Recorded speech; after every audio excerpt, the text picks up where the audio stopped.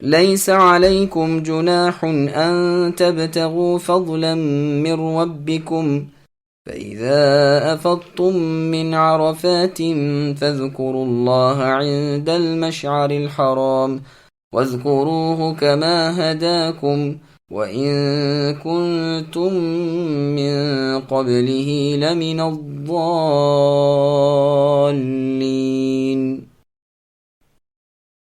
تم پر اپنے رب کا فضل تلاش کرنے میں کوئی گناہ نہیں۔ جب تم عرفات سے لوٹو تو مشعر الحرام کے پاس اللہ کو یاد کرو، اللہ کا ذکر اس طرح کرو جیسے کہ اللہ نے تمہیں ہدایت دی، حالانکہ تم اس سے پہلے راہ بھولے ہوئے تھے۔ سامعین، ابی سعد کی تفسیر سماعت کیجیے۔ کیا حج کرنے والا تجارت بھی کر سکتا ہے؟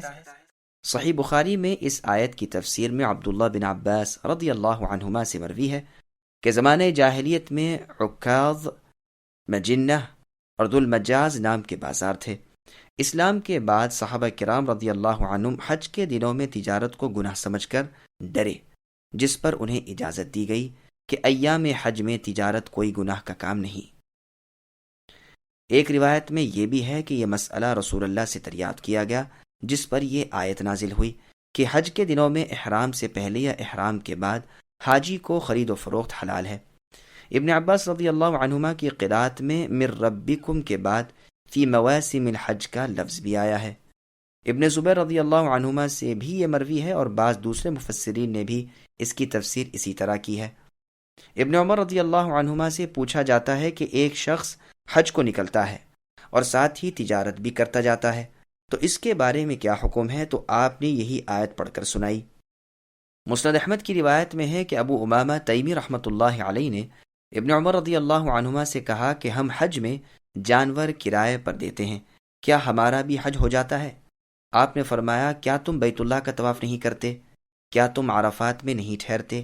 کیا تم شیطان کو کنکریاں نہیں مارتے؟ کیا تم سر نہیں منڈواتے؟ اس نے کہا، یہ سب کام تو ہم کرتے ہیں۔ تو آپ نے فرمایا، سنو، ایک شخص نے یہی سوال رسول اللہ صلی اللہ علیہ وسلم سے کیا تھا، اور اس کے جواب میں جبرائیل علیہ السلام آیت لیس علیکم جناح لے کر اترے، اور رسول اللہ نے اس شخص کو بلا کر فرمایا کہ تم حاجی ہو، تمہارا حج ہو گیا۔ مسند عبد الرزاق اور تفسیر عبد بن حمید وغیرہ میں بھی یہ روایت ہے۔ بعض روایتوں میں الفاظ کی کچھ کمی زیادتی بھی ہے۔ تفسیر طبری کی روایت میں یہ بھی ہے کہ کیا تم احرام نہیں باندھتے؟ امیر المؤمنین عمر فاروق رضی اللہ عنہ سے سوال ہوتا ہے کہ کیا آپ حضرات حج کے دنوں میں تجارت بھی کرتے تھے؟ عمر رضی اللہ عنہ نے فرمایا، اور تجارت کا موسم ہی کون سا تھا؟ میدان عرفات اور مزدلفہ میں دخول۔ عرفات کو منصرف پڑھا گیا ہے، حالانکہ غیر منصرف ہونے کے دو سبب اس میں موجود ہیں، یعنی اس میں علم اور تانیث، اس لیے کہ دراصل یہ جمع ہے، جیسے مسلمات اور مؤمنات ایک خاص جگہ کا نام مقرر کر دیا گیا ہے، اس لیے اصلیت کی رعایت کی گئی اور منصرف پڑھا گیا۔ عرفہ وہ جگہ ہے جہاں کا ٹھہرنا حج کا بہترین کام ہے۔ مسند احمد وغیرہ میں حدیث ہے کہ حج عرفات ہے۔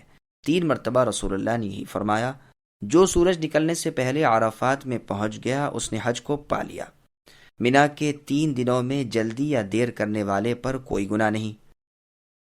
ٹھہرنے کا وقت عرفے کے دن سورج ڈھلنے کے بعد سے لے کر عید کی صبح صادق کے طلوع ہونے تک ہے۔ رسول اللہ حجۃ الوداع میں ظہر کی نماز کے بعد سے سورج غروب ہونے تک یہاں ٹھہرے رہے اور فرمایا تھا، مجھ سے حج کے طریقے سیکھ لو۔ امام مالک، امام شافعی رحمہم اللہ کا یہی مذہب ہے کہ 10 تاریخ کی صبح صادق طلوع ہونے سے پہلے جو شخص عرفات میں پہنچ گیا اس نے حج پا لیا۔ امام احمد رحمہ اللہ فرماتے ہیں کہ ٹھہرنے کا وقت عرفے کے دن کے شروع سے ہے۔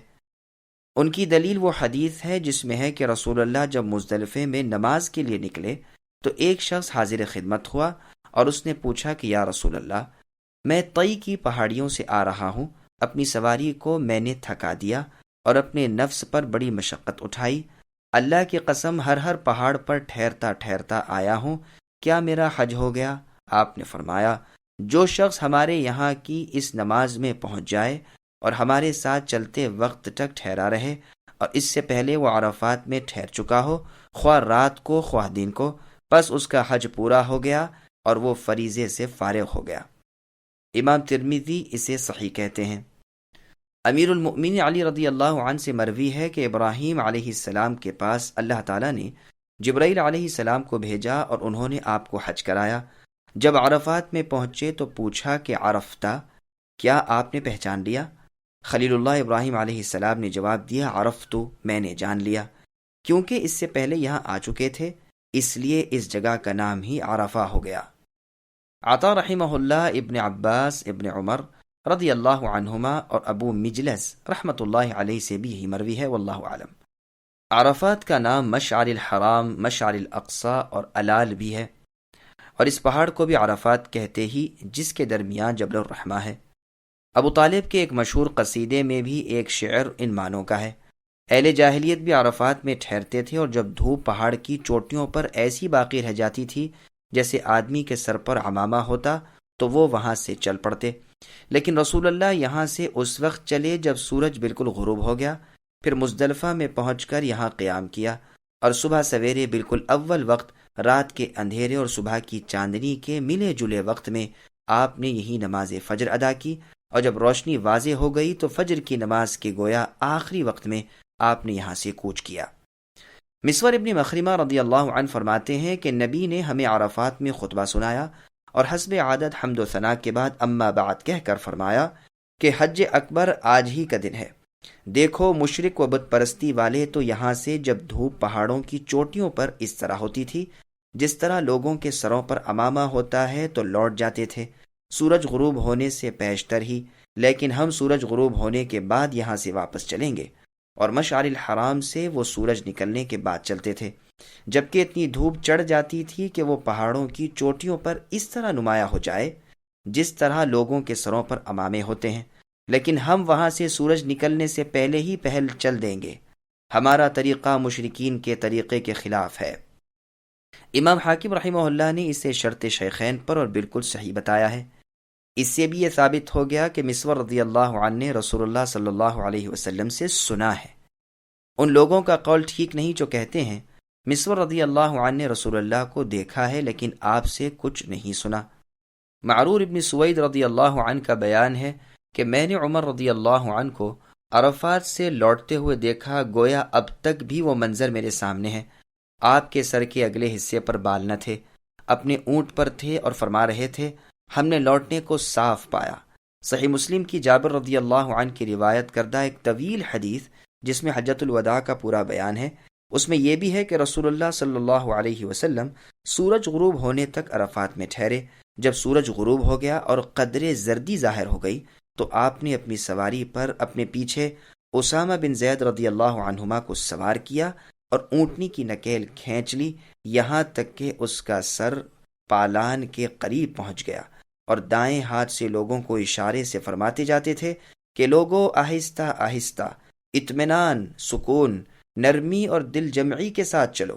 جب کوئی پہاڑی آتی تو نکیل قدرے ڈھیلی کر دیا کرتے تاکہ جانور بآسانی اوپر چڑھ جائے۔ مزدلفہ میں آ کر آپ نے مغرب اور عشاء کی نماز اکٹھی ادا کی، اذان ایک ہی کہلوائی اور دونوں نمازوں کی تکبیریں الگ الگ کہلوائیں۔ مغرب کے فرضوں اور عشاء کے فرضوں کے درمیان سنت نوافل کچھ نہیں پڑھے، پھر لیٹ گئے۔ صبح صادق کے طلوع ہونے کے بعد نماز فجر ادا کی جس میں اذان و اقامت ہوئی، پھر قصوہ نامی اپنی اونٹنی پر سوار ہو کر مشعر الحرام میں آئے، قبلے کی طرف متوجہ ہو کر دعا میں مشغول ہو گئے اور اللہ اکبر اور لا الہ الا اللہ اور اللہ کی توحید بیان کرنے لگے، یہاں تک کہ خوب روشنی ہو گئی۔ طلوع آفتاب سے سورج نکلنے سے پہلے ہی آپ یہاں سے روانہ ہو گئے۔ اسامہ رضی اللہ عنہ سے سوال ہوتا ہے کہ رسول اللہ صلی اللہ علیہ وسلم جب یہاں سے چلے تو کس چال چلتے تھے؟ فرمایا درمیانہ دھیمی چال سواری چلا رہے تھے، ہاں جب راستے میں کشادگی دیکھتے تو ذرا تیز کر لیتے۔ پھر آگے اللہ نے فرمایا عرفات سے لوٹتے ہوئے مشعر الحرام میں اللہ کا ذکر کرو، یعنی یہاں دونوں نمازیں جمع کر لیں۔ عمرو بن میمون عبداللہ بن عمر رضی اللہ عنہما سے مشعر الحرام کے بارے میں پوچھا تو آپ خاموش رہے۔ جب قافلہ مزدلفہ میں جا کر اترتا ہے تو فرماتے ہیں سائل کہاں ہے؟ یہ ہے مشعر الحرام۔ آپ سے یہ بھی مروی ہے کہ مزدلفہ کا تمام علاقہ، پہاڑ اور اس کے اطراف و اکناف مشعر الحرام ہے۔